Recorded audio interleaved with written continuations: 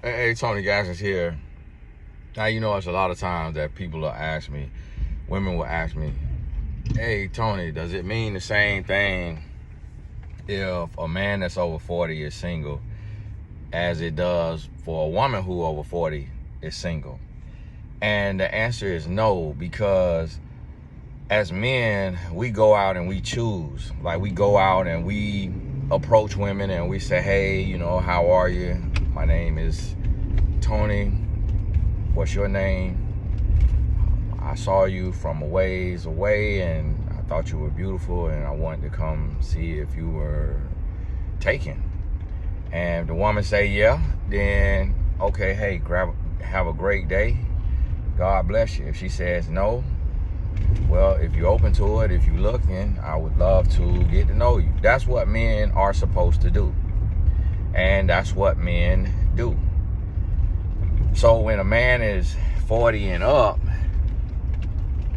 in this day and age, what I have found is that typically what I notice is a man is struggling with his sexuality. And it's not necessarily that he is gay, but a lot of times he may be struggling with his sexuality in the sense of he had become addicted to pornography, and that opened up just this portal of lust, and this lust becomes uncontrollable, where he has to masturbate countless times a day or countless times a week, and to every woman that he sees, every woman he shakes hands with. And this spirit is on a lot of men 40 and up who are not single. And that's honestly why I don't take my wife around every kind of man, especially men that's 40 and up and single. I don't even take my wife around them, because a lot of these men, they get to the place to where they want to, like, I remember not long ago, I had a gay guy who was serving me at a restaurant, and after me paying for my food, he reached out to shake my hand. And that has never happened in the history of paying a bill at a restaurant. But he wanted to get a touch, because a lot of men, and that's what women don't understand about men. And most women can't wrap their head around this unless you got a teenage son and you done caught him touching on himself or hunching the bed. But most women just are oblivious to the fact when I explain this. But a lot of men are so perverted that just staring at a woman, just looking at a woman, they could go home with a picture in their mind to that woman and masturbate just off of the picture. And that's why men, real men, don't want a woman who posts a bunch of sexual photos on Instagram. And husbands who are faithful to their wives don't want their wives posting a bunch of sexual photos on Instagram, because even though we don't do those things, we still have the mind of a man. And we understand that the reason why we don't do those things is because of self-control. It's because of developing discipline. So when a man develops discipline, and especially if he's been renewed by Christ, then he has the ability to abstain. He has the ability to not masturbate, to not watch porn, to not fornicate, to not commit adultery. When he has been renewed, that must be a cookhouse. That make no sense, that little old bitty house and them 3 nice cars in front of it. And so you have to think about that and realize that this is something that is very prevalent, especially if a man has never been married and has no kids. Now, when a man has been married and he's had kids, that means that he has at least tried to get it right. Like, he's at least given it a shot. It doesn't necessarily mean that he doesn't suffer from the same thing, as the men who haven't been married and don't have kids. And there are men, now the other part of this, which y'all gonna love is, oh, y'all just licking y'all chops right now with what I'm about to say. The other type of man that I noticed that's 40 and up and not married is the narcissist. And what I mean by that is, don't mean that narcissists don't get married, but, and I'm not using the term the way y'all like to use it and all of that right there. I'm talking about the man who basically has an inflated sense of self. Like, he just cannot see himself, and he thinks that he is like the second coming of God. Like, he think he is so amazing. He think he just so prolific, so profound, so amazing. Just like, he think that it is nearly impossible for a woman to match him, to be on his level. But what he don't understand is that a woman is not supposed to be on his level, because he's the head and he is the lead. So even if he is very smart, very ambitious, very gifted, very handsome, very whatever it may be, disciplined, very whatever, the woman is just a compliment. She's a compliment, not his completion or his competition. So a lot of these men, they just, every woman they meet, no matter who she is, they just don't feel like she's up to par. And so now, I don't know if that's a narcissist, but I just want to give y'all that, use y'all word, boy, y'all love, boy, be in my comment, narcissist. I'm like, oh my God. Can anybody be anything else? Is there any other word out there? My goodness. And so that's another thing that I've seen. And so when you meet a man that's 40 and up, you got to take your time. You got to really talk to him. You got to get to know him. Don't rush into bed with him. Like, spend a little time. See if he's been married. See if he has kids. See what happened there. What went wrong there. And then you start to go from there. Now, with this right here, you got to watch out for just like freakiness. Just nasty little comments. Nasty little, hey, let's do this, let's do that type. You know, hey, you this, you that. Oh, I want to suck your toes. Like, freaky like that. Like, just nastiness. And want to drink your dirty bath water.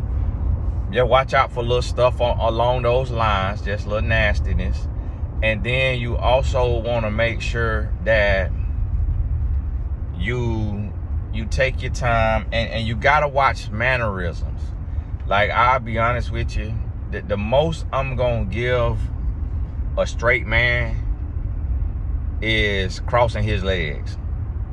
Like, crossing his legs is already a little bit of a sign that a man could have a lot of feminine energy in him. Because women aren't supposed to cross their legs. Now, men, we ain't got to sit with our legs gapped open, but women are supposed to cross their legs. It's okay for a man to cross his legs, because I've met several straight men who cross their legs. But at the same time, a lot of men who cross their legs was raised by a single mom. A lot of men who cross their legs have a lot of feminine energy. Was either raised by a single mom and they don't even realize why they crossed their legs, or they had like a bunch of sisters as well, and they just tapped into their femininity. It does not mean that they gay. Listen to what I'm saying. It does not mean that they are gay, but he has more feminine energy. So that right there still is one sign that you got to look. Now, if a man wrist go to flailing, that's sign number 2. That's sign number 2. If the way a man laugh and the way he leans and the way he talks and the way he pop his mouth and the way he do that, now when he start going to sign number 3, sign number 4, sign number 5, like if he give you 3 signs of femininity and he 40 and up and he single, he got that lust demon on him, and he possibly go both ways.